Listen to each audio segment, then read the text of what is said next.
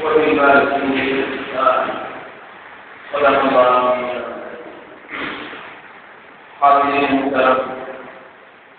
البقرہ کے دوسرے حصے کی ابتدائی آیت کے مختلف الفاظ اور کلمات کے سلسلے میں کچھ باتیں ذکر کی جا رہی ہیں۔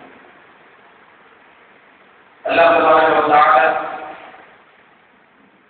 ایسے تو پورے بقرہ کے اندر ایک بہت بڑی طویل عرصے تک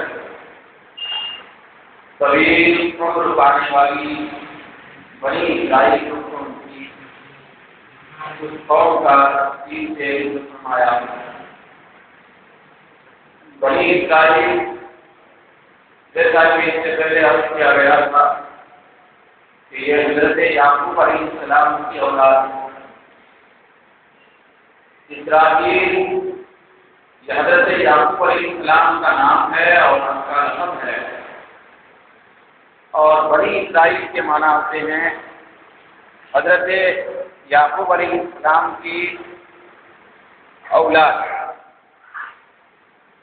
تو یہ جو اولاد یعقوب علیہ السلام ہے، یہ مختلف نبیوں کا زمانہ پائی۔ یہ اولاد کئی انبیاء کرام سے اکتساب خیر حاصل کرنے کی سہولت حاصل کی تھی، لیکن بنی اسرائیل میں بہت سارے لوگوں نے نافرمانی کا شکار ہو کر اپنے اپنے زمانے کے نبیوں کا انکار کرنے والے بنے، اور بہت زیادہ ان کے اندر بدظنی کا تصور پایا جاتا تھا۔ اللہ تبارک و تعالی نے ان کو تعلیم دینے کے لیے، ان کو متوجہ کرنے کے لیے، کیونکہ ان کے اندر جو خرابیاں تھے، ایک اللہ سے تعلق کی خرابی بھی تھی کہ وہ قوم اللہ تبارک و تعالیٰ سے جو تعلق رکھتی تھی، اس کے تعلق رکھنے کا انداز یہ اللہ تبارک و تعالیٰ کی بارگاہ کی بے ادبی سے تعلق رکھتا تھا، کیونکہ وہ اللہ تبارک و تعالیٰ کی عبادت کرنے سے انکار کرتے، اگر عبادت کرتے بھی تو اس قسم کی عبادت کرتے کہ جس کو دین اور اسلام کے اندر اور شریعت کے اندر عبادت کا نام نہیں دیا جا سکتا۔ وہ اپنے طور پر بہت سارے طریقے وضع کر لیتے تھے اور ان طریقوں کو اپنا کر اس کے بارے میں یہ سمجھتے تھے کہ یہ عبادت ہے۔ اللہ سے جو تعلق رکھنا ہے، اس تعلق میں ان کے پاس خرابی پائی جاتی تھی۔ یہ تو دین اور اسلام اور آخرت کی خرابی تھی جو اللہ تبارک و تعالیٰ سے تعلقات کی خرابی میں ظاہر ہوتے تھے۔ دوسرا، ان کے پاس معاشرتی خرابی، سماجی خرابی، آئینی خرابی، ایک خاندانی اور سوسائٹی کی خرابی تھی۔ وہ یہ ہے کہ ان کا تعلق اپنے ماں باپ سے بھی غلط ہوتا تھا، ان کا تعلق اپنے پڑوسیوں سے بھی غلط ہوتا تھا، ان کا تعلق فقراء اور مساکین سے بھی غلط ہوتا تھا، حتیٰ کہ وہ معصوم بچے جن کے سروں سے ماں باپ کا سایہ اڑ گیا تھا، جن کو یتیم کہا جاتا تھا، ان کے بارے میں بھی ان لوگوں کا رویہ ظالمانہ ہوتا تھا، نظر انداز کیے جانے کا ایک رویہ تھا، لیکن ان کا رویہ بالکل ظالمانہ ہوتا تھا، زیادتی کیا کرتے تھے یتیموں پر، اور لوگوں کے ساتھ بھی کسی قسم کا کوئی اچھا تعلق ان کا نہیں تھا۔ جب بھی گفتگو کرتے تو بڑی ترش روئی سے کرتے، جب بھی کسی سے خطاب کرتے، بات چیت کرتے، ایسا معلوم ہوتا تھا کہ یہ آدمی کاٹنے آ رہا ہے اور یہ آدمی بالکل زیادتی کا شکار ہے۔ تو اس طرح پورے کے پورے معاشرے کے اندر ان کے جتنے تعلقات تھے، چاہے ماں باپ سے تعلقات ہوں، چاہے پڑوسیوں سے تعلقات ہوں، چاہے دیگر رشتے داروں سے تعلقات ہوں، وہ سارے کے سارے تعلقات انتہائی خراب تھے۔ تو اللہ تبارک و تعالیٰ یہ آیت پاک جو نازل فرمایا ہے، جو آپ کے سامنے ابھی تلاوت کی گئی ہے اور اس سے کچھ کلمات آپ کے سامنے پڑھے گئے ہیں، اس آیت کے اندر ان کے بہت سارے تعلقات کے بگاڑ کو بیان فرمایا گیا ہے اور ہر تعلق کو اچھا بنانے کا حکم دیا گیا ہے۔ تو چنانچہ سب سے پہلا تعلق جو ان کا بگڑ چکا تھا وہ اللہ سے تھا، اللہ سے تعلق بگڑ گیا، یعنی عبادت وہ اللہ کے لیے نہیں کرتے. اللہ تعالیٰ اسی لیے سب سے پہلے فرماتا ہے کہ اے بنی اسرائیل، یاد کرو اس وقت کو جب کہ ہم نے تمہارے آبا اور اجداد سے پہلے عہد لیا تھا اور مضبوط وعدہ لیا تھا. کیا وعدہ لیا تھا؟ لا تعبدون الا اللہ، کہ تم صرف اللہ کی عبادت کریں. اور دوسرے نمبر پر وعدہ جو لیا گیا تھا وبالوالدین احسانا، والدین کے ساتھ اچھا سلوک کرے. تیسرے نمبر پر وعدہ لیا گیا تھا وذی القربی، رشتہ داروں کے ساتھ بھی اچھا سلوک کرے. پھر والیتامی، یتیموں کے ساتھ، والمساکین، اور مسکینوں اور فقیروں کے ساتھ. بہرحال یہ پورے ان سے وعدے لیے گئے تھے. لیکن آج کی جو گفتگو ہماری ہے یہ لا تعبدون الا اللہ سے ہی تعلق رکھتی ہے، اور تھوڑا بہت پھر وبالوالدین احسانا کے تحت میں بھی آپ کے سامنے کچھ بیان کیا جائے گا کہ اللہ سے تعلق ان کا عبادت کا جو ہونا چاہیے تھا وہ بگڑ چکا. وہ اللہ کے لیے عبادت نہیں کرتے، وہ کسی اور کو خوش کرنے کے لیے عبادت کرتے تھے. یہ اللہ تبارک و تعالیٰ قرآن مجید نے بیان فرمایا ان کی عادتیں. اب ان کی عادتیں جو ہمارے سامنے آئی قرآن میں بیان کیا گیا ہے، تو اس کا مقصد کیا ہے؟ اس کا مقصد یہ ہے کہ دیکھو جو بنی اسرائیل میں اتنی خرابیاں تھے، اللہ سے تعلق عبادت کا غلط وقت تھا، آج ہمارا بھی غلط ہے. یہ اسی قوم کے لیے نہیں ہے، اس قوم کی خرابی تھی لیکن وہ قوم کی خرابی آج ہمارے اندر بھی پائی جاتی ہے. ہم جب اللہ کی بارگاہ میں کھڑے ہو کر عبادت کرتے ہیں تو ہمارا تصور بھی جو ہونا چاہیے عبادت کا وہ تصور نہیں ہوتا ہے. اور والدین کے ساتھ جو تعلق ان کا خراب ہوا تھا، کیا آج ہمارے معاشرے میں والدین کے ساتھ اچھا سلوک ہے؟ والدین کے ساتھ بھی جو تعلق ہے وہ بھی بگڑ گیا ہے. اب روز بروز آئے دن ان کو سننے میں آتا ہے، بلکہ ہم بالکل اپنے محلے کی، سوسائٹی کی، خاندانی زندگی میں دیکھ سکتے ہیں کہ آج کی اولاد اپنے ماں باپ کو ذرا زور کی آواز سے بولنے کی تو دور کی بات ہے، آج کی اولاد اپنی ماں اور باپ پر دست درازی کرتے ہوئے نظر آتے ہیں، مار پیٹ کرتے ہوئے بھی نظر آتے ہیں. نوجوان ہے، مار پیٹ کرتا ہوا نظر آتا ہے. آج ماں باپ کو مارنا یا ان کو گالی گلوچ دینا یا ان کے بارے میں غیر غلط الفاظ استعمال کرنا، یہ ہمارے لیے ایک فیشن بھی بن گیا ہے. ایک نوجوان کے لیے، تعلیم یافتہ کے لیے ایک فیشن ہے کہ ماں باپ کے بارے میں ایسا بولیں. تو وہ یہ بول کر ذرا برابر یہ محسوس نہیں کر رہا ہے، اپنے دل میں ندامت محسوس نہیں کر رہا ہے کہ میں نے آج ماں کو گالی دی، یہ غلط کیا. نہیں، وہ تو روزانہ بھی دیتا، صبح شام ماں باپ کو ہم ان کی شان میں بے ادبی کرتے ہوئے نظر آتے ہیں. تو جتنی خرابیاں ان کے اندر تھے بنی اسرائیل کے اندر، اتنی خرابیاں آج ہمارے اندر بھی. ان کے اندر ہر شرمی تھی، ہمارے اندر بھی آ گئی. ان کے اندر یتیموں پہ ظلم کرنا، یتیموں کا مال کھانا تھا، آج ہمارے اندر بھی موجود ہے. مسکینوں اور غریب لوگوں کو ستانا وہاں پایا جاتا تھا، آج ہمارے پاس بھی موجود ہے. ہر قسم کی برائی جو ان کے پاس الا ماشاء اللہ، وہ ساری برائیاں آج ہمارے معاشرے کا حصہ ہے، ہمارے خاندان کا حصہ ہے، ہمارے گھر کا حصہ ہے. تو اسی لیے اللہ تبارک و تعالیٰ نے بیان فرمایا اس قوم کے احوال، اس قوم کی حالتیں اور خرابیاں، تاکہ اس امت کے سامنے وہ خرابیاں ہیں اور یہ امت یہ فیصلہ کر لے کہ دیکھو افسوس ہے ہم پر کہ وہ خرابیاں جو بنی اسرائیل میں تھی وہ ہمارے پاس بھی موجود ہیں، لہذا ہم کو ان سے الگ رکھنا ضروری ہے، تو خرابیاں چھوڑنا پڑے گا. سب سے پہلی خرابی یہ ہے کہ اللہ کی عبادت صرف اللہ کے لیے کی جائے. یہ ان کے پاس نہیں تھا تو ہمارے پاس ہونا ضروری ہے. اللہ نے فرمایا کہ عبادت صرف اللہ ہی کی کرے اور اللہ ہی کے لیے کرے، یہ میرا حکم ہے. وہ بنی اسرائیل قوم کو حکم دیا تھا جس نے بگاڑ پیدا کر لیا. اب آپ کے سامنے یہ عرض کروں کہ اللہ ہی کے لیے عبادت کرنا جو ہے اس کا صلہ کیا ملتا ہے اور اس کے ضمن میں برکتیں کیا حاصل ہوتی ہیں.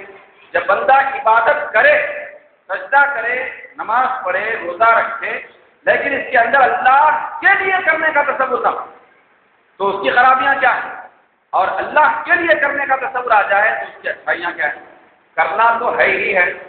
جیسے مثال کے طور پہ ایک آدمی ہے وہ اللہ کے لیے نماز نہیں پڑھ رہا ہے، وہ کسی اور چیز کے لیے نماز پڑھ رہا ہے، ریاکاری کے لیے، دکھاوے کے لیے، جہنم سے بچنے کے لیے، جنت کے مرتبے پانے کے لیے، ثواب حاصل کرنے کے لیے بہرحال کسی اور مقصد سے نماز پڑھ رہا ہے، نماز تو پڑھ ہی رہا ہے، مشقت تو اٹھا رہا ہے۔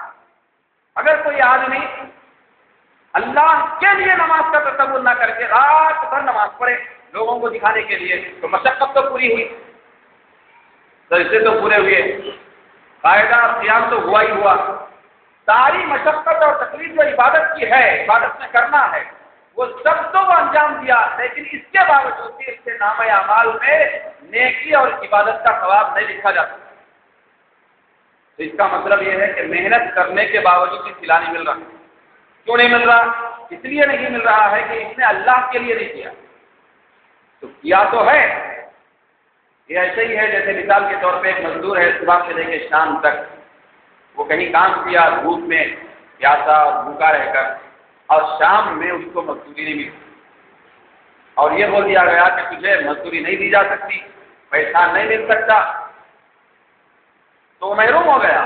تو اس کو اتنا افسوس ہوتا ہے، اس سے کئی گنا زیادہ افسوس تو ہم کو ہونا چاہیے کہ ہم اگر عبادت بھی کر رہے ہیں اور عبادت میں ساری مشقت بھی اٹھا رہے ہیں، لیکن اس کے باوجود بھی نام اعمال صاف، ثواب نہیں لکھا جائے گا۔ کب نہیں لکھا جائے گا؟ اللہ کے لیے نہ کیا جائے، تو کرنا تو ہوتا ہے لیکن اللہ کے لیے کیا جائے، اور جب اللہ کے لیے کیا جاتا ہے کوئی عمل تو اس کے لیے حدیث شریف میں آتا ہے کہ جو بندہ اللہ کے لیے نیکی کرنے والا بن جاتا ہے تو اگر سے چھوٹی موٹی نیکی ہی صحیح، لیکن وہ اللہ کو راضی کرنے کے لیے کرے تو پروردگار عالم چھوٹی نیکی کو اپنی بارگاہ میں بڑی بنا دیتا ہے، کیونکہ اس نے اللہ کو خوش کرنے کے لیے کیا ہے۔ اللہ کو خوش کرنے کا تصور نہ کر کے رات بھر نماز پڑھے بیکار، اور اللہ کو خوش کرنے کے تصور سے 5 منٹ میں 2 رکعت نماز پڑھ لیا، بہت خوش، کیونکہ اس سے اللہ تبارک و تعالیٰ اس بندے کو جو قربت عطا فرمائے گا وہ ناقابل تصور ہے۔ تو حدیث شریف میں آتا ہے، سرکار دو جہاں صلی اللہ علیہ وسلم فرماتے ہیں کہ جب بندہ اچھے طریقے سے عبادت کرتا ہے، اخلاص اور اللہ کو خوش کرنے کے لیے عبادت کرتا ہے، اور عبادت کرتے کرتے بیمار ہو جاتا ہے، کیا ہو جاتا ہے؟ بیمار ہو جاتا ہے، طبیعت خراب ہو جاتی ہے۔ اب بیماری کتنے بھی دن رہ سکتی ہے؟ بیماری کا کوئی ٹھکانا تو نہیں ہے کہ جلدی ختم ہوگی، اللہ چاہے تو ایک لمحے میں درست صحت مند ہو سکتا ہے، اگر اللہ کی مرضی نہ ہو تو 25 سال تک بھی بیمار رہتا ہے۔ لوگ رہتے ہیں ساری عمر بیمار، ایسے بھی ہوتے ہیں ساری عمر بستر پہ پڑے ہوئے بیمار، لیکن بیمار ہونے سے پہلے نیکی صرف اللہ کے لیے کرنے کا عادی تھا،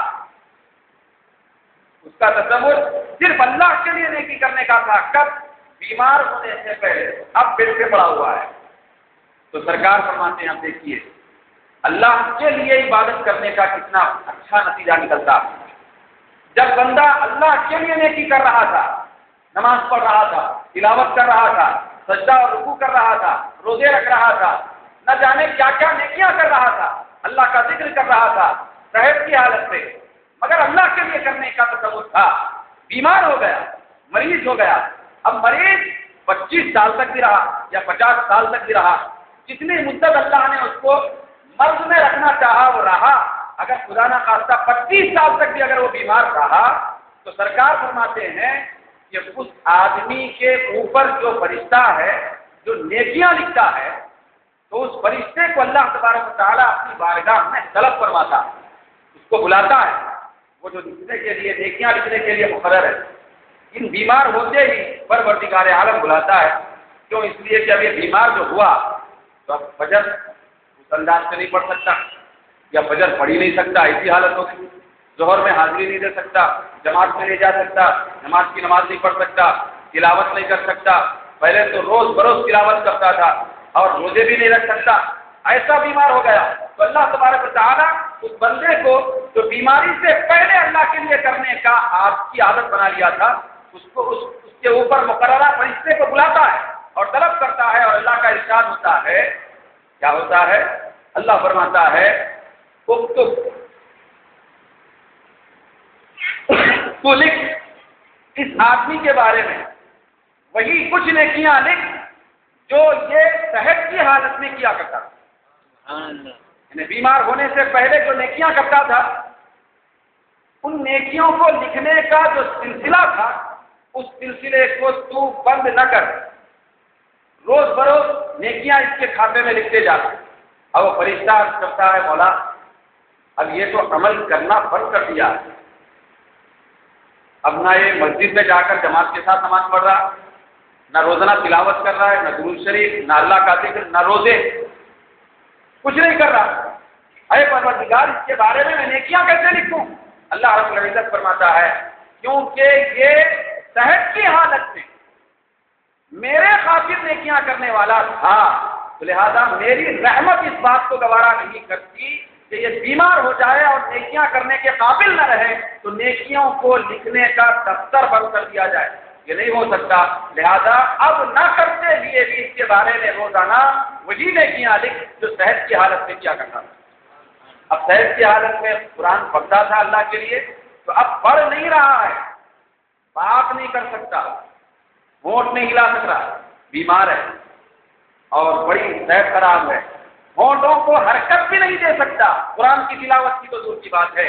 لیکن اللہ تبارک و تعالیٰ اس فرشتے سے کہتا ہے روزانہ صبح شام تلاوت کرنے کا ثواب اس کے نام اعمال میں لکھتے رہو۔ جب تک بیمار 25 سال تک بیمار ہے، 50 سال تک بیمار ہے یا پوری عمر بیمار ہے تو ہر وقت ہر دن وہ نیکیاں اس کے بارے میں لکھتے جاتا ہے۔ کب لکھے جاتے ہیں یہ؟ اس وقت لکھے جاتے ہیں جب کہ بندہ صحت کی حالت میں اللہ کے لیے نیکی کرنے والا ہے، تو وہ نیکیوں کے لکھے جانے کا سلسلہ برقرار رہتا ہے۔ اور ایک حدیث میں آتا ہے کہ اللہ تبارک و تعالی کی بارگاہ میں وہ فرشتہ عرض کرتا ہے کہ مولا نیکی تو کچھ کر نہیں رہا ہے اور میں لکھتے جا رہا ہوں، تو نہیں کرنا ہے اس کے پاس، تو عمل تو نہیں ہو رہا ہے اور لکھنے کا حکم تو تیرا ہو چکا ہے، یہ ماجرا کیا ہے؟ عمل نہیں کر رہا ہے ایک پہلو ہے اور لکھا جانا یہ دوسرا پہلو ہے۔ تو فرماتا ہے کہ میں اس کے بارے میں نیکیاں لکھوں، عمل تو ہو رہی نہیں، نیکی تو کر رہی، تو اللہ تبارک و تعالیٰ اس فرشتے سے کہتا ہے کہ یاد رکھ جتنا بھی یہ بیماری کی حالت میں نہیں کرنا ہے اس کے بعد عمل نہیں ہو رہا، خالی ہے عمل سے پورے 25 سال 50 سال، تو یہ خالی حصہ یہ میں نے لیتا ہوں اور خراب ہوا حصہ اس کی زندگی میں دے دیتا ہوں بدلے۔ خالی حصہ جو نیکیوں کا ہے، نہیں کرنا جو ہے عمل، وہ میرے حصے میں لے لیتا ہوں کہ یہ نہیں کرنا میرا ہے، اور میری طرف سے دائر طور پر اور رحمت اور برکت کے طور پر سارا 50 سال یا 25 سال بیمار جو ہوا وہ حصہ میں اس کو نیکیوں سے پر دے دیتا ہوں۔ اللہ تبارک و تعالیٰ کی بارگاہ میں نیکی خلوص سے کرنے کا یہ فائدہ ہوتا ہے کہ بندہ نیکی کرنے کے قابل جب نہیں رہتا تب بھی وہ نیکیوں کے ثواب سے محروم ہے۔ بعض نیکیاں تو ایسے ہوتی ہیں اللہ کے لیے جب کرتے تھے آدمی مر جاتا، انتقال ہی ہو گیا آدمی، اب انتقال ہونے کے بعد نماز پڑھنے کا سوال نہیں ہے، تلاوت کرنے کا سوال نہیں ہے، حج اور عمرہ کرنے کا سوال نہیں ہے، روزہ رکھنے کا سوال نہیں ہے، نیکیاں کرنے کا تو تصور ہی نہیں ہے کیونکہ انتقال ہو گیا ہے۔ لیکن وہ انتقال سے پہلے اللہ کے لیے کرنے والا، اللہ کو راضی کرنے کے لیے نیکیاں کرنے والا تھا، چھوٹی موٹیاں نیکیاں کی اللہ کے لیے کرنے کا تصور تھا، تو پروردگار عالم انتقال کے بعد بھی قیامت تک اس کے نام اعمال میں نیکیاں لکھتے رہنے کا حکم فرشتوں کو دے دیتا، کیونکہ یہ میرے خاطر کرنے والا تھا، نیکیاں لکھے جانے کا جو سلسلہ ہے وہ بند نہ کیا جائے۔ اسی لیے سرکار فرماتے ہیں کہ دوسری حدیث میں آتا ہے قیامت کے میدان میں اللہ تبارک و تعالیٰ اس بندے کو اپنے پاس بلائے گا، بلانے کے بعد وہ بندہ تھراتے ہوئے اللہ کی بارگاہ میں ٹھہرے گا، اللہ تبارک و تعالیٰ کا ارشاد ہوگا کیوں گھبرا رہا ہے، کیوں خوف کر رہا ہے، یہ لے لے، یہ ساری کی ساری تیری نیکیاں ہیں اور نیکیوں کے ثواب ہیں، اور یہ لے لے کے جنت میں کرے۔ اب وہ بندہ عرض کرے گا کہ مولا اتنا بڑا ثواب، اتنا کثیر ثواب، یہ بڑے بڑے پہاڑوں کی مقدار میں ثواب اور نیکیاں، اتنی نیکیاں تو میں نہیں کیا، میں بس ایسی 5 وقت کی نماز کی پابندی کر لے کے چھوٹی موٹی نیکیاں کرتا تھا، اتنے بڑے بڑے نیکیاں تو میں دنیا میں کرا ہی نہیں، لیکن اتنا ثواب یہ کہاں سے آ گیا میرے سے؟ اللہ سے وہ بندہ عرض کرے گا، اللہ تبارک و تعالیٰ کا ارشاد ہوگا کہ اے حیرت میں پڑنے والے بندے، میں بھی جانتا ہوں، مجھے بھی پتا ہے کہ تو اتنی زیادہ نیکیاں کرنے والا تو نہیں تھا، اور اتنے پہاڑوں کی شکل میں نیکیاں تو کیا نہیں، لیکن آج قیامت کے میدان میں یہ نیکیاں تیرے سامنے اس لیے ہیں کیونکہ نیکی جو تو کچھ بھی کرتا تھا چھوٹی موٹی، تو وہ میری بارگاہ میں پہنچتی تھی کیونکہ میرے خاطر کرتا تھا، پہنچنے کے بعد میں اس کو اپنے بارگاہ میں رکھ کر اس نیکی کو پالتا تھا، کیا کرتا تھا؟ اس کو تربیت دیتا تھا، پالتا تھا، بڑھاوا دیتا تھا، دھیرے دھیرے اس نیکی کو پالتے پالتے چھوٹی نیکی آج پہاڑ کے برابر ہو گئی، اور جو بھی بندہ چھوٹی نیکی کو اور چھوٹی عبادت کو بھی، مختصر عبادت کو بھی، معمولی سمجھی جانے والی نیکی کو بھی اللہ کے لیے کرتا ہے تو قیامت کے دن اس نیکی کا ثواب اتنا ہی نہیں رہتا جتنا یہاں پہ کیا تھا۔ اللہ تعالیٰ اپنے فضل و کرم سے اس نیکی کا ثواب مشرق و مغرب کے فاصلوں سے بھرا ہوا بھی رکھ دیتا، پہاڑوں کی شکل میں نیکیوں کا ثواب مل جاتا ہے، وہ بڑھاتا ہے وہاں پہ نیکیوں میں ترقی کرتے رہتا ہے۔ کب؟ جبکہ اس تصور کے ساتھ بندہ عبادت کرے کہ میں اللہ ہی کے لیے کر رہا ہوں، اللہ کو خوش کرنے کے لیے، اللہ کو راضی کرنے کے لیے عبادت کی جائے، تو ایسی صورت میں یہ جتنے ثمرات میں وہ حاصل ہوتے ہیں۔ اب عبادت جو ہے اس کا نام اخلاص اس کو کہتے ہیں، آدمی کا تصور اور اس کا دھیان عبادت میں کیسے رہے اس کو ایک جملے میں بیان کیا گیا ہے تفسیر میں، اور بڑی توجہ سے سننے کا مسئلہ ہے کہ ان الاستغال ثالث ان الاستغال بالعبادة انتقال من عالم الغرور الى عالم السرور ومن الاستغال بالخلق الى حضرة الحق۔ تفسیر میں آتا ہے کہ عبادت میں مشغول ہو جانا اس تصور کے ساتھ کہ میں اللہ کے سامنے کھڑا ہوا ہوں، عبادت میں مشغول ہو جانا یہ صرف عبادت میں مسجد میں کھڑے رہنا نہیں ہے۔ دنیا کی جو مسجد ہے یہ بڑی نہیں، یہاں پہ کھڑے رہنا نہیں ہے، گھر میں عبادت کرنا بنتا تو اپنے گھر میں کسی روم میں جب نماز پڑھ رہا تو تفسیر میں آتا ہے کہ یہ عبادت میں کسی بھی مقام پر مشغول ہونا یہ اس مقام پہ کھڑے رہنا نہیں ہے، کیا ہے؟ تو بیان کیا گیا کہ انتقال من عالم الغرور الى عالم السرور، دھوکے کی دنیا سے نکل کر خوشی کی دنیا کی طرف جانا۔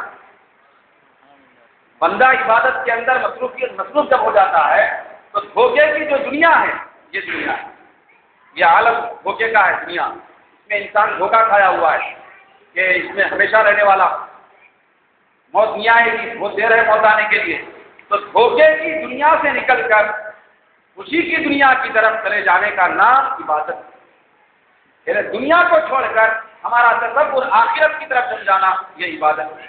وَمِنَ الْإِسْتِغَالِ بِالْخَلْقِ إِلَىٰ حَضْرَةِ الْحَقِّ، مخلوق سے کنارہ کشی اختیار کر کے حق کی طرف مائل ہو جانے کا نام عبادت ہے۔ اور یہ کیا ہوتا ہے؟ خداوی کا یوجب کمال اللذۃ والبہجہ، ایسی عبادت جو اللہ کے دھیان میں کی جاتی ہے، اللہ کے خیال میں، یہ لذت اور خوشی کے کمال کو پیدا کرتی ہے، مکمل لذت اور خوشی پیدا کرتی ہے یہ عبادت ہے، یہ عبادت۔ اب دیکھیے لذت یعنی مزے کو بولتے ہیں، لذت مزہ، تو ہم ایک دنیا کے اعتبار سے کیونکہ ہمارے احوال الگ ہیں، ہم لوگ یہ سمجھتے ہیں کہ مزہ جو ہے وہ بریانی نہیں، مزہ اچھے سے اچھے برابر غذاؤں میں ہے، مزہ میٹھے میں ہے، مزہ نہ جانے دنیا کی کیسی کیسی مٹھائیوں میں ہے، پھل پھلار میں ہے، یہاں کی دنیا کی نعمتوں میں ہے۔ لیکن بیان کیا گیا ہے کہ جو بندہ مخلوق سے کٹ کر اور دنیا سے نکل کر آخرت اور اللہ کی طرف دھیان کر کے نماز میں کھڑا ہو جاتا ہے تو اس سے حقیقی مزہ اور لذت بندے کو حاصل ہو جاتی ہے۔ دنیا کی کسی بھی نعمت میں وہ مزہ اور لذت نہیں آ سکتا جتنا کہ اللہ کی بارگاہ میں اللہ کے تصور میں کھڑا ہو جائے۔ چنانچہ حضرت امام اعظم ابو حنیفہ رضی اللہ تعالیٰ عنہ سے ایک روایت ہے ان کے بارے میں کہ ان حیۃ سقطت من السقف، ایک سانپ، امام اعظم کا گھر ہے، ایک سانپ ان کے گھر کے چھت سے نیچے گرا اور وتفرق الناس، آپ کے شاگرد اور دیگر لوگ جو وہاں موجود تھے اور آپ حالت نماز میں تھے، سانپ جیسے ہی نیچے گرا تو لوگ منتشر ہو کے بھاگنے لگے۔ وتفرق الناس وکان ابو حنیفہ فی الصلاۃ، امام اعظم نماز میں تھے، لوگ تو بھاگے۔ اس کے بعد کیا ہوا؟ ولم یشعر بها، امام اعظم نماز میں ایسے تھے، حالانکہ بھاگتے ہوئے لوگ شور مچا کے بھاگ رہے تھے، سانپ سانپ، اتنا شور مچا، اچانک چھت سے سانپ گرا، شور مچا کے لوگ بھاگنے لگے اور بہت زیادہ آوازیں بلند ہو گئی، لیکن امام اعظم نماز میں ایسے ہی کھڑے تھے جیسا کہ کچھ واقعہ ہی پیش نہیں آیا۔ ان کو اس کا ذرہ برابر بھی شعور نہیں ہوا کہ لوگ کیا کر رہے ہیں، کیا چیز نمودار ہوئی ہے، کس وجہ سے یہ شور شرابہ۔ تو ایسی نماز ہوتی تھی بڑے لوگوں کی، جو نماز میں کھڑے رہتے تو پھر ادھر ادھر ان کا قیام نہیں ہوتا تھا۔ تو چنانچہ سرکار کے بارے میں بھی آیا ہے، حدیث شریف میں ہے کہ سرکار دو عالم صلی اللہ علیہ وسلم کا حین یشرع فی الصلاۃ، نماز جب شروع کرتے تھے سرکار رکعت پڑھ کے تو کانوا یسمعون من صدرہ عزیزا کعزیز المرجل، حدیث میں آتا ہے کہ سرکار کے سینے مبارک سے صحابہ ایک ایسی آواز سنتے تھے جیسے کہ ہانڈی میں کوئی چیز گرم ہو کے ابل آ کے جو آواز آتی ہے، ابل کے جیسی آواز آتی ہے، ویسی آواز سرکار کے سینے مبارک سے نکلا کرتی تھی جب مصلی پہ کھڑے ہوتے۔ یہ قسم وہ اللہ تبارک و تعالیٰ کی طرف وہ جو دھیان ہوتا تھا، وہ ایک نماز کی بڑی ذمہ داری کا تصور ہوتا تھا، اس کی وجہ سے یہ آواز نمودار ہوتی کہ اس طرح سرکار دو عالم صلی اللہ علیہ وسلم اللہ کی طرف مائل ہوتے تھے اور دھیان ادھر ہوتا تھا۔ اور تفسیر میں بڑی اچھی مثال دی گئی ہے۔ اب ہمارے اندر یہ تصور آ سکتا ہے ایسا کیسا ہو سکتا ہے بھائی، سانپ بھی نکلے، اور ایک صحابی کا واقعہ بھی ہے، یہ حضرت علی کا بھی واقعہ ہے، لیکن ایک دوسرے صحابی کا بھی واقعہ ہے، حضرت عروہ بن زبیر رضی اللہ تعالیٰ عنہ۔ تو ان کے بارے میں آیا، صحابیہ تابعین ہیں، ان کے بارے میں آیا کہ ان کا ایک پیر ایک ہاتھ کوئی چیز بالکل جو ہے زخم آلود ہو چکا تھا اور وہ بہت زیادہ درد اس کا محسوس ہوتا تھا، زخمی ہو چکا تھا اور اس کے اندر پشیش اور پیپ وغیرہ بھر گیا، بڑی تکلیف ہوتی تھی۔ تو حضرت عروہ بن زبیر جو ہے بہت زیادہ اس کے بارے میں کراہتے تھے۔ تو لوگوں نے سوچا کہ ان کے اندر سے یہ فاسد مادہ نکالنا ہے، پشیش وغیرہ جو نکالنا ہے، پیپ نکالنا ہے، یا کوئی چیز جو خراب ہے وہ نکالنا ہے تاکہ ان کا مرض ختم ہو جائے، لیکن وہ ہاتھ لگانے نہیں دیتے تھے، بہت زیادہ کراہتے تھے، ناقابل برداشت حد تک وہ پہنچ چکے تھے۔ لوگوں نے فیصلہ کیا کہ ایسا نہیں کرنا ہے، طبیب بھی آ گیا، ہاتھ لگانے نہیں دیتے، تو لوگوں نے فیصلہ کیا کہ ایک کام کریں گے، کام یہ کریں گے کہ یہ جب نماز کے لیے کھڑے ہو جائیں گے، نماز میں مشغول ہو جائیں گے، تو نماز میں جیسے ہی مشغول ہو جائیں گے ان کا یہ عضو ہاتھ یا پیر کا جو حصہ متاثر تھا اس کو ہم اچانک کاٹ دیں گے، پورا کاٹ دینے کا حکم تھا، سبھی بول دیا کہ کاٹ دینا ہے۔ تو جیسے یہ نماز شروع کریں گے تو ہم کاٹ دیں گے، تو ان کو تکلیف کا احساس نہیں ہو۔ تو واقعی ایسا ہی ہوا۔ اب روایت میں آتا ہے کہ جب وہ نماز شروع کیے تو قطعوا منہ ذلک العضو فلم یشعر عروہ بن الزبیر، تو چنانچہ وہ لوگ مل کر جیسے ہی نماز شروع کیے تو وہ حصہ طبیب اور دیگر لوگ مل کر اس کو کاٹ دیے، لیکن حضرت عروہ بن زبیر کو ذرہ برابر احساس تک نہیں ہوا۔ سبحان اللہ۔ یہ بالکل نماز کے اندر کی حالت ان کی ہوتی ہے۔ اب ہمارے دل میں خیال آتا ہے ایسا کیسا ہو سکتا ہے، اتنا زیادہ توجہ ادھر ہو کہ آدمی کا ایک حصہ یا پیر ہاتھ کاٹ دیا جائے تب بھی احساس نہ ہو، ایسا ہو سکتا ہے؟ یہ بالکل ہو سکتا ہے۔ اب صاحب تفسیر ایک استدلال کر رہے ہیں کہ دیکھو قرآن مجید میں آیا ہے حضرت یوسف علیہ السلام کا جو حسن تھا، حضرت سیدنا یوسف علیہ السلام کا حسن بے مثال حسن تھا، اور سے ان کے حسن کو دیکھتے تو بالکل فدا ہو جاتے اور اپنا ہوش کھو بیٹھتے تھے۔ تو قرآن میں بیان کیا گیا ہے کہ فلما رأینہ اکبرنہ وقطعن ایدیہن، تو عورتوں نے حضرت یوسف علیہ السلام کا حسن دیکھ لیا ایک مرتبہ. کچھ عورتیں بیٹھی ہوئی تھیں، ہاتھوں میں ان کے چھری تھی اور لیمو تھی. وہ لے کر لیمو کاٹنے کے لیے حضرت زلیخا علیہ السلام ان کو بولی تھی. ان کا جو بے مثال حسن ہے یوسف علیہ السلام کا وہ بڑا بے مثال ہے. تو عورتوں کے ہاتھوں میں چھری اور لیمو دیا گیا یا پیاز دی گئی تھی کہ اس کو کاٹو. یہ پکڑ کر کاٹتے ہوئے یوسف علیہ السلام کو وہاں سے گزرنے کا حکم دیا گیا تھا، گزرنے کے لیے کہا گیا تھا. حضرت یوسف علیہ السلام جیسے ان کے سامنے آئے تو حسن یوسف نے وہ ایسا گم ہو گئی کہ لیمو کاٹنے کے بجائے انگلیاں کٹ گئی لیکن شعور تک نہیں ہوا، درد نہیں ہوا. یہ قرآن میں بیان کیا گیا. تو ایک مخلوق کے حسن کا یہ عالم ہے.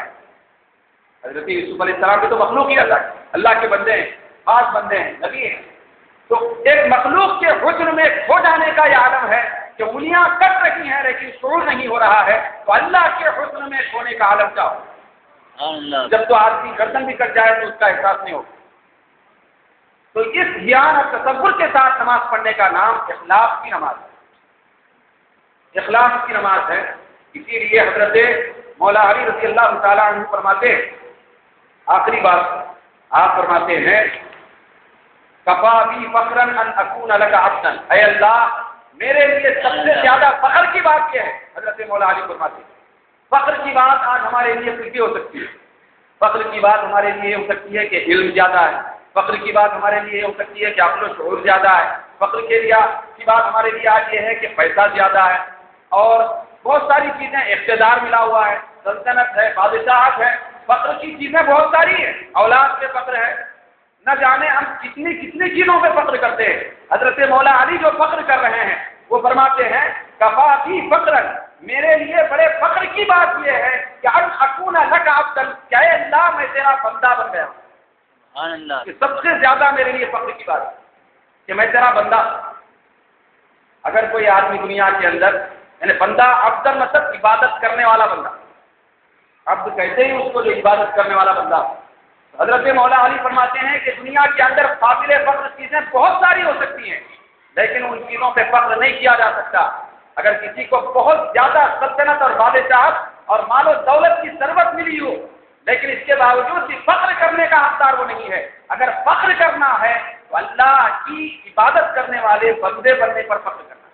اللہ نے ہم کو عبادت کرنے والا بندہ بنایا. اس کے بعد آپ فرماتے ہیں کہ وکفا بی شرفن شرفن ان تکون لی ربن. اے اللہ میرے لیے فخر یہ ہے کہ میں تیرا بندہ بن گیا ہوں. اور دوسرا فرق میرے لیے بلندی اور عظمت یہ ہے کہ تو جیسا خدا میرا رب ہو گیا، کہ تو میرا رب ہے.